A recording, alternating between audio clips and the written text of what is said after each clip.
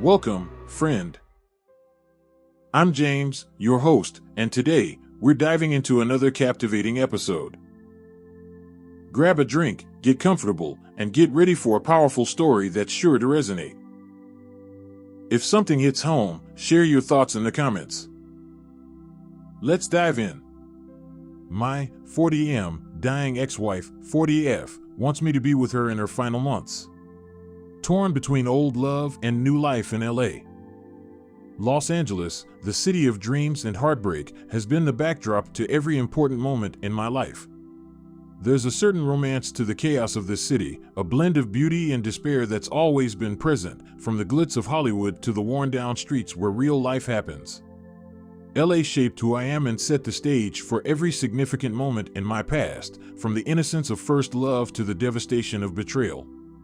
It was here that I first fell for Emily, my childhood sweetheart, at an age when love felt limitless and unbreakable. It was also here that we saw that love fall apart, piece by painful piece, as reality set in. Now, the city I've lived in my whole life may soon witness the last chapter of Emily's story, and she's asking me to play a part in it. I'm caught in a web of nostalgia and obligation, unsure if honoring her request will cost me the future I've worked so hard to build. Backstory: it all began when I was just 10 years old. My ex-wife, Emily, wasn't always Emily, my ex. She was simply my twin sister's best friend, and quickly became my closest friend too. We were like the Three Musketeers, roaming the streets of West LA together, always up to some kind of mischief. Summers were spent riding our bikes through the neighborhoods, getting lost in alleyways and beaches. We had our own little world, where every day was an adventure. When Emily and I started dating at 14, it felt like a natural progression, as though our bond had always been meant to deepen.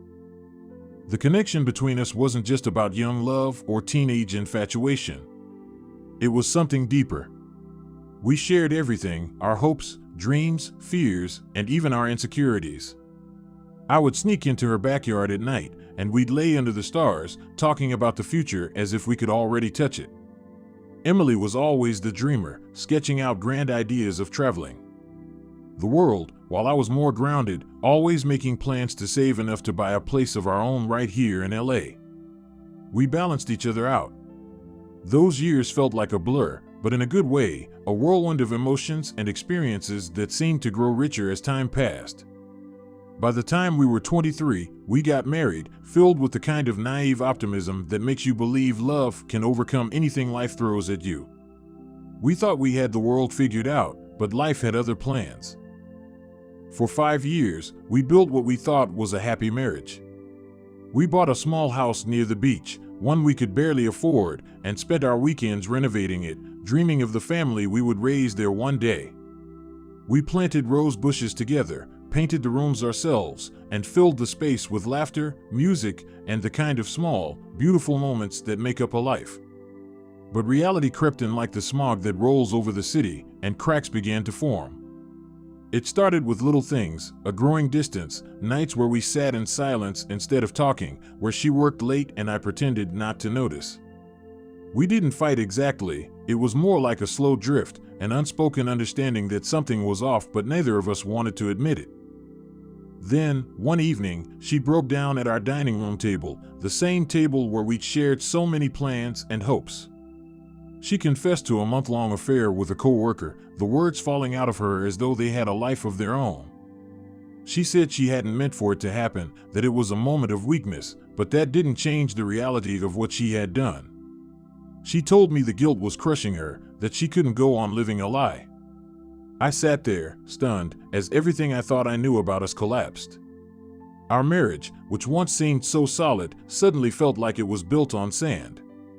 The months that followed were a blur of failed attempts at reconciliation, of counseling sessions that felt like they were tearing open wounds rather than healing them.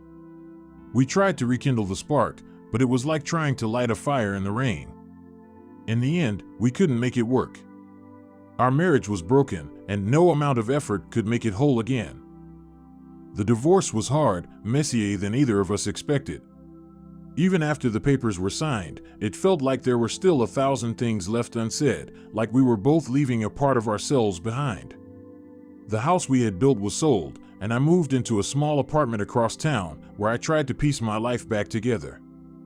The emptiness was suffocating at first. I found myself waking up in the middle of the night, forgetting that Emily wasn't lying next to me. It took time, more time than I'd like to admit, but slowly, I learned to live without her. And just when I thought I had finally let go, life threw another curveball my way. Life after divorce. 3 years later, I met Amanda, my now wife. Meeting her felt like a breath of fresh air after suffocating for so long. She was everything Emily wasn't: steadfast, calm, and filled with a quiet strength that I didn't realize I needed. We met through mutual friends at a gathering in Santa Monica, where we hit it off almost immediately, finding in each other a kind of easy companionship that felt like a balm for my old wounds. With Amanda, everything felt different, like I was finally waking up from a long and exhausting dream. We would spend our weekends exploring LA, from hiking up Runyon Canyon to wandering the art galleries in downtown. Her joy for life was contagious, pulling me out of the darkness I didn't even know I was still carrying. I remember one evening in particular, as we stood on the Santa Monica Pier, watching the sun dip below the horizon, she turned to me and said, "You're not broken, you know." It was the first time in years that I felt like maybe she was right. Over time, Amanda's laughter became the soundtrack of my life, and her touch, my anchor. We dated for 2 years before we got married, and together, we built the kind of life I thought was only possible in those old dreams I'd once had with Emily. Our home in the valley became our sanctuary, a charming craftsman-style house with a porch swing that Amanda insisted on getting, even though I never thought we'd use it. It turns out she was right. We'd spend countless evenings there, sipping wine and watching the sunset, the troubles of our days dissolving into the warm LA night.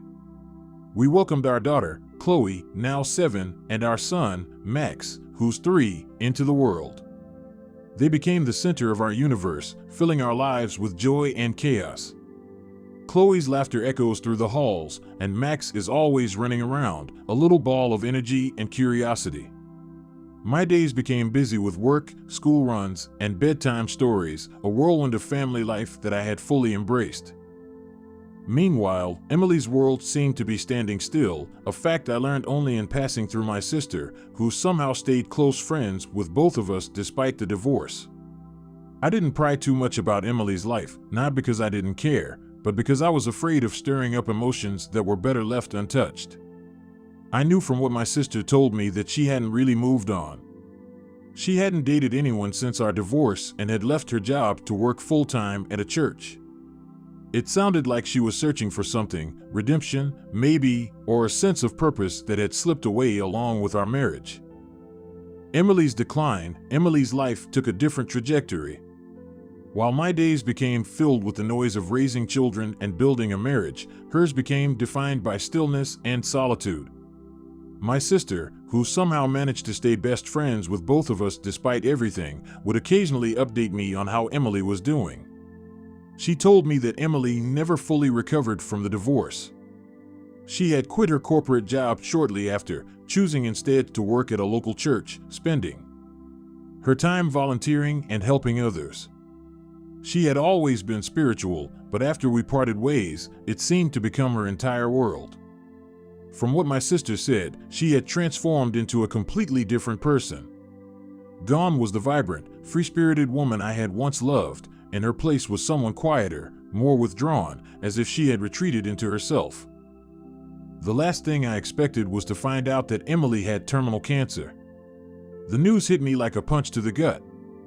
My sister had come over one afternoon, her kids playing with mine in the backyard, and I could sense something was wrong from the moment I saw her face. As soon as Amanda stepped out to pick up groceries, my sister told me the news. Emily's diagnosis was grim. The doctor said she had less than 6 months to live. She had refused treatment, deciding to embrace her fate and live out her remaining days with whatever joy she could find. She wants to do things on her terms, my sister said. She's trying to find peace, but there's something she can't let go of. I wasn't prepared for what came next. Emily had asked my sister to reach out to me with one final request. She wanted to spend some of her remaining time with me. The request, My sister's visit started like any other, with her kids playing with mine in the backyard, the kind of chaos that comes with cousins under 10.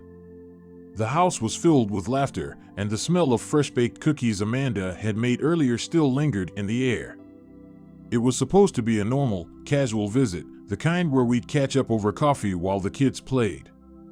But there was a tension in my sister's expression, a heaviness that told me she hadn't just come by to chat. After Amanda stepped out to pick up some groceries, my sister took a deep breath, as if trying to gather the right words, and then began to explain. "Emily asked me to talk to you," she said, her voice quiet but steady. "She needs you to know, she doesn't have much time left." My stomach sank as she told me about the diagnosis, terminal cancer. Emily had decided against treatment. She didn't want to spend her final days in and out of hospitals. She wanted to live what time she had left on her own terms. The doctors gave her less than 6 months. The words hung in the air, thick and suffocating. I felt like I'd been punched in the chest, like all the air had been sucked out of the room. But my sister wasn't finished. "She has a request," she continued, her eyes not meeting mine. "She wants you to spend some time with her. At the old house." The old house, our first home together, where we had shared so many memories and where everything had eventually fallen apart. "She doesn't want anything inappropriate," my sister quickly added, as if she could read the objection forming on my face. "She just wants you to be there, to spend some time with her, to talk, maybe even just sit in the same room. It's not about rekindling old feelings, she just wants to feel like she has some closure." I was stunned, torn between anger, confusion, and a strange, unwelcome empathy. Why would she ask for something like this now, after everything that had happened between us? It felt unfair to Amanda, to my kids, and even to myself. I didn't want to reopen old wounds or cross lines that had long since been drawn. I told my sister that it wasn't something I could do, that I had a new life, a life I was happy with and didn't want to risk. But she didn't give up. She pleaded with me to at least consider it, to try to understand what it would mean to someone who was facing the end of her life. "I know it's asking a lot," she said, her voice breaking slightly. "But this isn't about you two getting back together. It's just about letting her find some peace." I was already shaking my head when Amanda walked back in, her arms full of grocery bags, and sensed the gravity of the conversation. Amanda's reaction, when Amanda stepped back into the room, my sister, perhaps out of desperation, quickly explained the situation to her. I saw the shock wash over Amanda's face as she absorbed what she was hearing. It was one of those moments where time seemed to slow down, where I was acutely aware of every expression that crossed her features. There was a flicker of hurt, a flash of anger, and then, to my surprise, a look of understanding. She set the groceries down and turned to me, her eyes searching mine for some kind of reassurance. I felt my pulse quicken, unsure of what to say, or if I should say anything at all. I was bracing myself for Amanda to lash out, to demand that my sister leave, and for us to never speak of this again. But she didn't. Amanda just stood there, quietly processing everything, as if she was sorting through her emotions before choosing which one to settle on. Finally, she spoke, her voice calm but laced with uncertainty. "If this is something you feel you need to do, I won't stop you," she said, glancing at me with a mixture of resolve and vulnerability. "I can understand why Emily would want it. But I need to know that this won't affect us." There was a challenge in her words, as if she was daring me to give her a reason to change her mind. Later that night, after the kids were asleep, Amanda and I had a long talk. I told her I wasn't sure what to do, that I felt like I was being pulled in 2 different directions. "I'm not even sure why she's asking this of me now," I admitted. "It feels unfair." Amanda listened quietly, and when I finished, she said, "You and Emily have a history that I'll never fully understand. If this helps her find peace, and you think you can help her without jeopardizing what we have, then I'm okay with it. But I don't want you to feel like you owe her anything." She reached out and took my hand, squeezing it gently. "You owe it to yourself and to us to make the right choice." The decision, I spent the next few days struggling with the decision. I kept thinking about Emily, about what it must feel like to know your time is running out. I wondered if I would feel the same way in her position, if I would reach out to someone from my past in search of closure. I wasn't sure if I was considering her request out of sympathy for her or out of some lingering guilt I hadn't dealt with. Part of me was afraid that visiting Emily might reopen old wounds, that seeing her again would bring back feelings I had buried a long time ago. But another part of me, the part that kept me awake at night, wondered if I would regret not giving her what little comfort I could, knowing that she was facing the end alone. After wrestling with my thoughts, I decided to visit Emily, but with firm boundaries in place. I wouldn't stay overnight, and I wouldn't allow the lines to blur. It would be more like visiting an old friend who was facing something difficult than a reunion of lost love. When I told Amanda about my decision, she seemed to relax, as if a weight had been lifted off her shoulders. I wasn't sure if it was because she truly felt okay with it or if she was just putting on a brave face for my sake. Either way, her acceptance gave me the courage I needed to move forward. The visit, the day I drove to the old house, I was filled with a mix of emotions. As I navigated the familiar streets, I found myself being pulled into the past, memories flashing like scenes from an old movie. The drive was eerily similar to the countless times I had driven there years ago, back when that house was still my home. The streets hadn't changed much, but I had. As I pulled up to the driveway, I noticed the rose bushes we had planted together still thriving, their blooms vibrant against the faded white of the house's exterior. The place looked almost frozen in time, as if Emily had held onto it as a way to keep her memories of us alive. Walking inside felt like stepping back into a life I had left behind. The familiar smell of the house hit me immediately, an indistinct mix of lavender and something else, something that reminded me of our first months here. Emily was sitting in the living room, waiting for me, and when she saw me, a mix of emotions flickered across her face. She looked smaller, more fragile than I remembered. Her once bright eyes seemed dimmer, like a candle slowly burning out.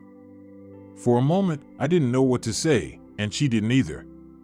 The silence between us was thick with unspoken words and unfinished conversations. Eventually, I walked over to her and, without really thinking, I gave her a hug. It felt strange, like hugging a ghost.